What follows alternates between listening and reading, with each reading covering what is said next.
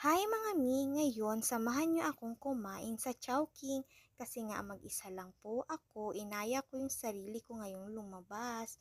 So ayan, habang inaantay ko ang aking order, ayos-ayos muna ng bangs, piling maganda yon te. So ayan na nga, eto na yung aking order.